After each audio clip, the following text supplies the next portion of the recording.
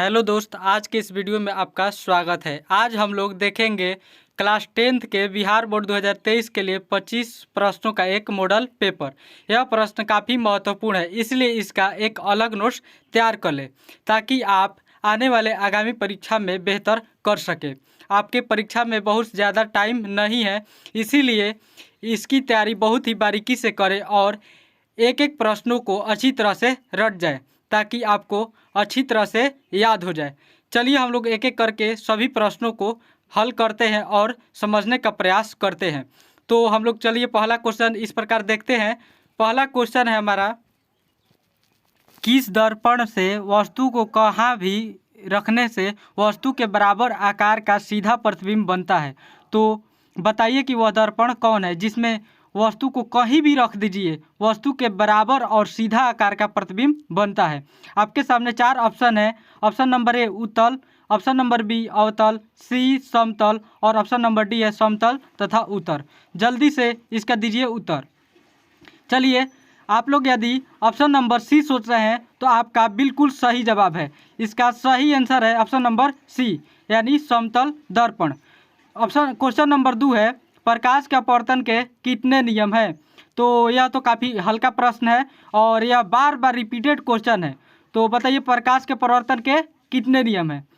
Yes, यदि आप लोग ऑप्शन नंबर बी सोच रहे हैं इसका, तो यह बिल्कुल सही जवाब है क्योंकि प्रकाश के अपवर्तन के 2 नियम हैं। अब क्वेश्चन नंबर 3 देखते हैं, प्रकाश का वर्ण विक्षेपण किस प्रकार से संभव होता है।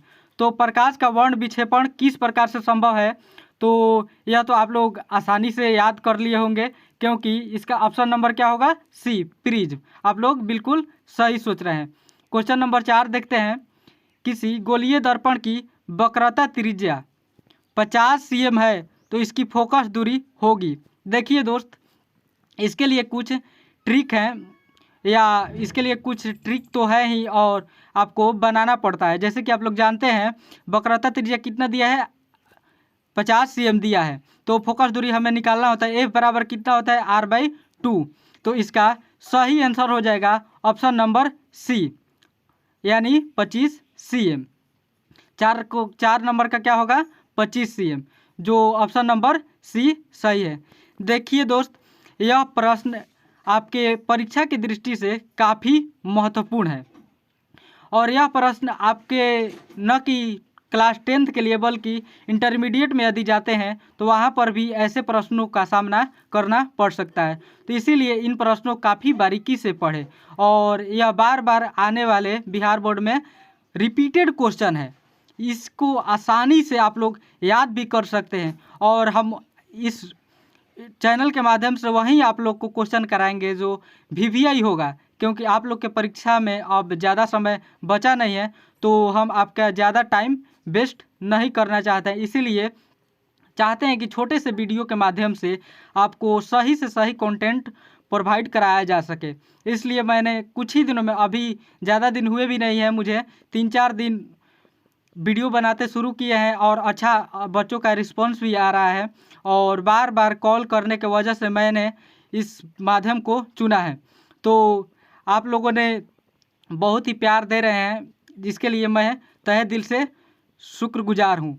चलिए अगला क्वेश्चन देखते हैं। क्वेश्चन नंबर 4 के बाद 5 देखते हैं।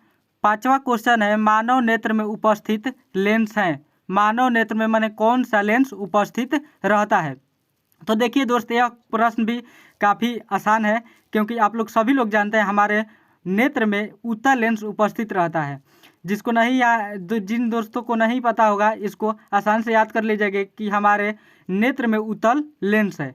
क्वेश्चन नंबर 6 देखते हैं, निम्न में से कौन सा पदार्थ लेंस के लिए प्रयुक्त नहीं किया जा सकता है। देखिए दोस्त, ऑप्शन नंबर ए है जल, बी है कांच, ऑप्शन नंबर सी प्लास्टिक और ऑप्शन नंबर डी मिट्टी।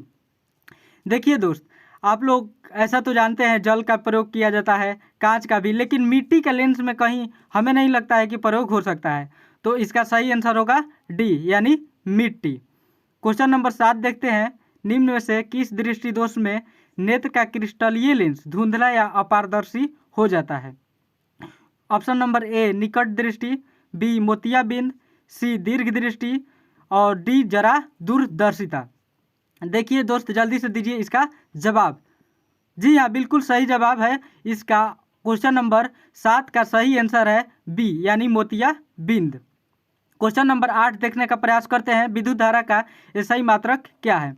विद्युत धारा का एसआई मात्रक क्या है? जल्दी से दीजिए इसका जवाब। हमारा ऑप्शन है ए नंबर वाट, बी वोल्ट, सी ओम और डी एम्पियर। चलिए दीजिए जल्दी से जवाब। जी हाँ, सही जवाब दे रहे हैं। यदि आप लोग डी, ऑप्शन नंबर डी सोच रहे हैं तो बिल्कुल सही सोच रहे हैं, क्योंकि एसआई मात्रक होता है विद्युत धारा का एम्पियर होता है। विद्युत धारा का एसआई मात्रक एम्पियर होता है। देखिए दोस्त, आप लोग ऐसे प्रश्नों को बिल्कुल ही इग्नोर ना करें, क्योंकि यह प्रश्न जो है आपके इम्पोर्टेंट तो है तो, और आने वाले परीक्षा के लिए, सारे परीक्षा के लिए यह महत्वपूर्ण है। क्योंकि साइंस तो कभी आप जाएंगे जब इंटरमीडिएट में, वहाँ भी साइंस पढ़ने को मिलता है, फिजिक्स एकदम मिलेगा।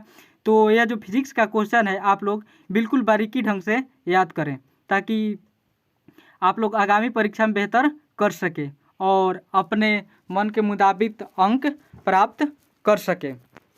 चलिए हम लोग इसी प्रकार अगले क्वेश्चन को देखने का प्रयास करते हैं, क्योंकि क्वेश्चन ही आज हम लोग का दुनिया बन चुका है। चलिए देखने का प्रयास करते हैं नेक्स्ट क्वेश्चन। हमारा नेक्स्ट क्वेश्चन है क्वेश्चन नंबर 9। 1, 2 और 3 ओम के 3 प्रतिरोधों को श्रेणी क्रम में जोड़ने पर समतुल्य प्रतिरोध क्या होगा? देखिए दोस्त, यह तो काफ़ी महत्वपूर्ण है, क्योंकि इससे हमारा एक सूत्र भी आसानी से याद हो जाएगा। क्योंकि आप लोग जानते हैं श्रेणी क्रम प्रतिरोध के लिए क्या होता है, आर एन बराबर में होता है R1 + R2 + R3। That means इसका आंसर हो जाएगा ऑप्शन नंबर 1, 2 और 3। 3 3 कितना हो जाएगा? 6। ऑप्शन नंबर हमारा डी सही हो जाएगा। चलिए नेक्स्ट क्वेश्चन देते हैं। Question number 10। ओम के नियम को परिभाषित करने में किसका मान अचर रहता है? चलिए दोस्त जल्दी से इसका दीजिए जवाब।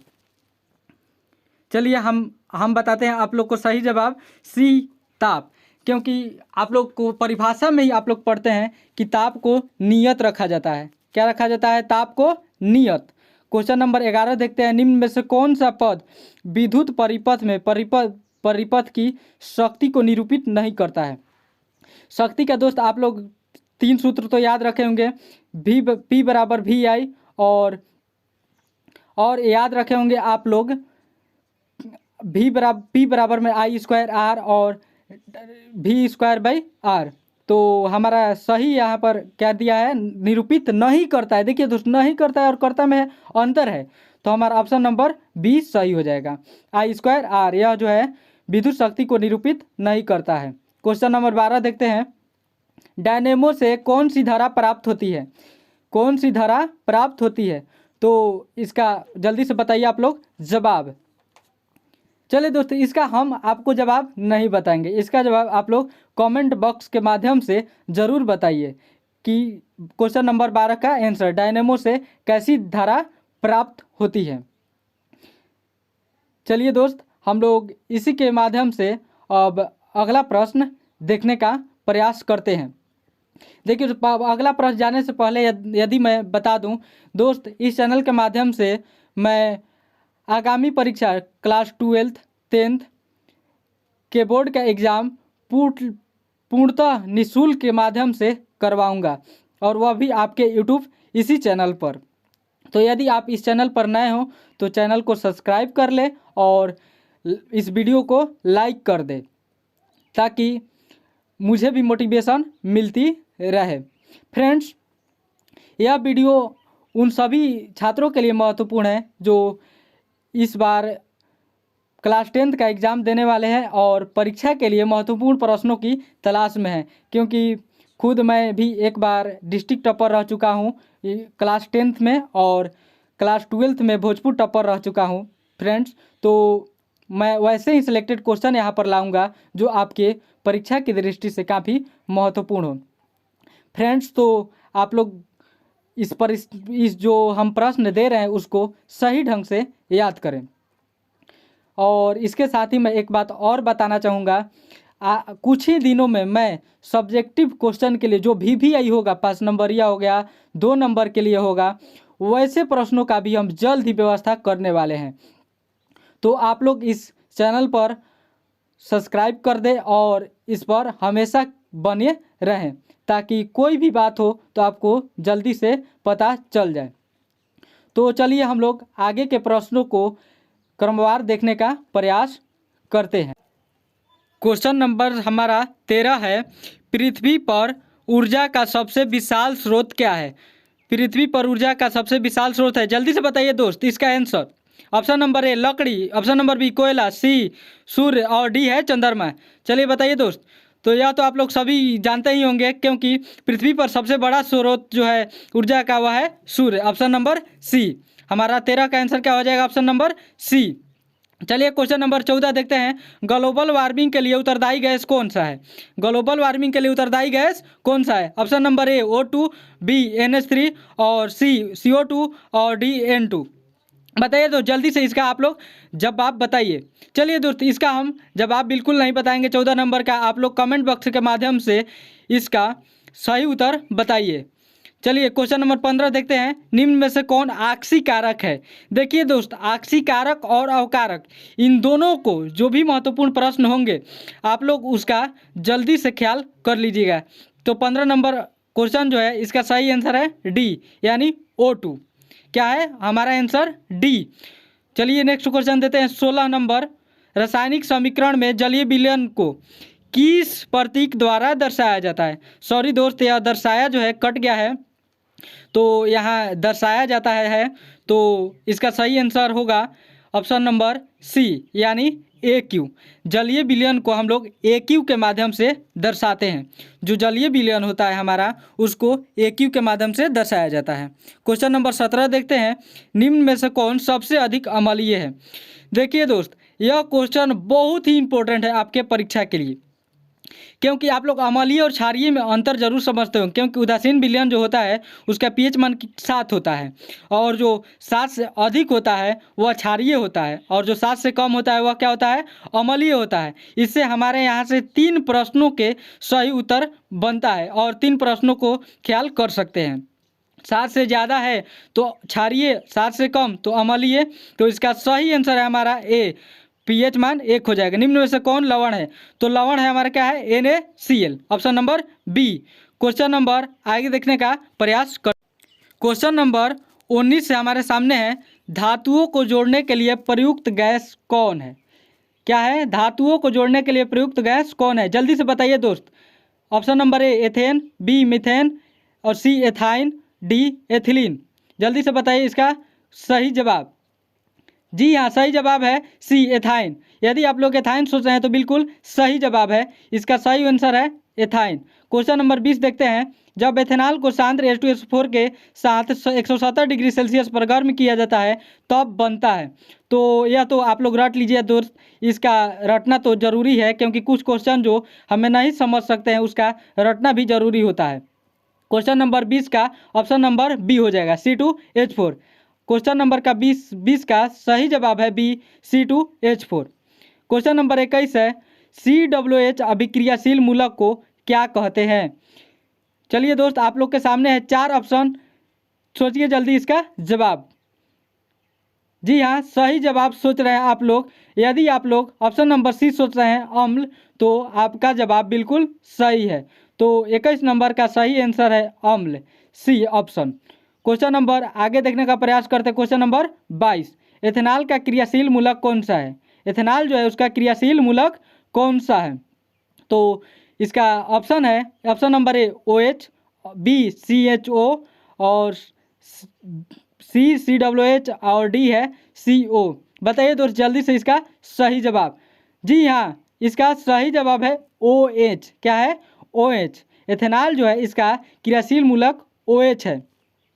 तो ऐसे ही प्रश्न जो है हमारे लिए काफ़ी महत्वपूर्ण है, तो ऐसे प्रश्नों को हमें सिलसिलेवार रखना जरूरी होगा, क्योंकि यदि हम लोग कहीं अच्छे प्रश्नों की तलाश में, देखिए दोस्त आप लोग का ऐसा समझ चल रहा है कि भटकाने वाले मार्ग बहुत अधिक मिलेंगे, क्योंकि हमें भटकना नहीं है, लेकिन ऐसे परिस्थिति में हमें डटकर सामना करना होगा। हमें किसी के बहकावे में नहीं आकर हमें बिल्कुल सही मार्ग पर चलना होगा और हमें अच्छी तरह से इन प्रश्नों को याद करके, इसके साथ यह नहीं कि हम लोग केवल ऑब्जेक्टिव ही पढ़ने में लग जाएं और इधर सब्जेक्टिव गायब होने लगे, तो नहीं दोस्त, ऐसा कभी नहीं, कतई नहीं करना है। हमें ऑब्जेक्टिव के साथ साथ सब्जेक्टिव पर भी ध्यान देना है। इसलिए हम कुछ बहुत ही जल्द सब्जेक्टिव इम्पोर्टेंट क्वेश्चन, जो इम्पोर्टेंट होगा आपके लिए, वही लाने वाले हैं। चलिए देखते हैं अगला क्वेश्चन।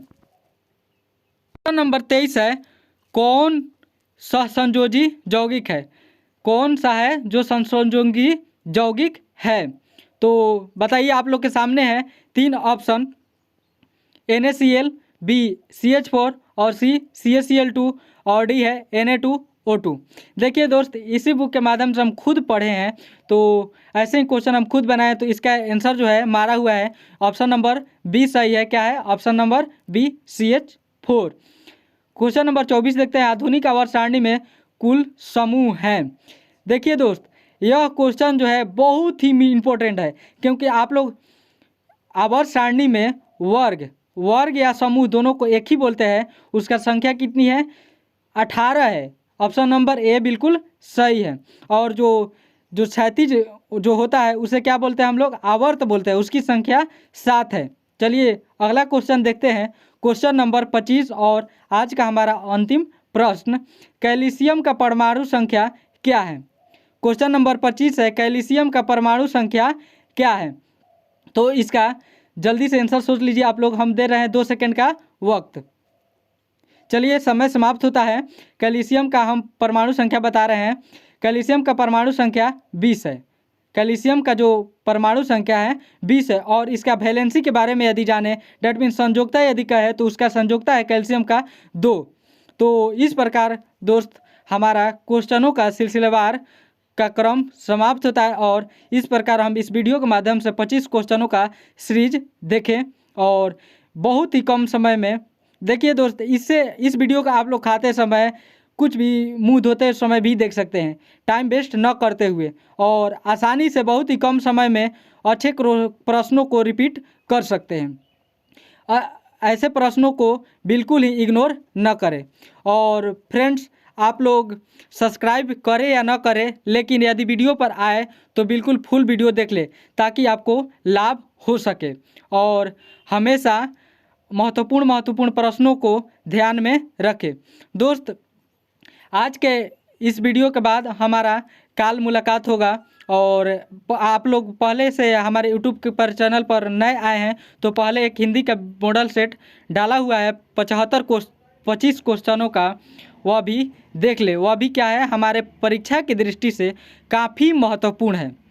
और यह महत्वपूर्ण इतना है कि दोस्त, हमें पूरा विश्वास नहीं, यकीन है दोस्त कि यह जो प्रश्न का हम लोग क्रमवार करवा रहे हैं, इस प्रश्न से हूबहू आपके एग्ज़ाम में देखने को मिल सकते हैं। धन्यवाद।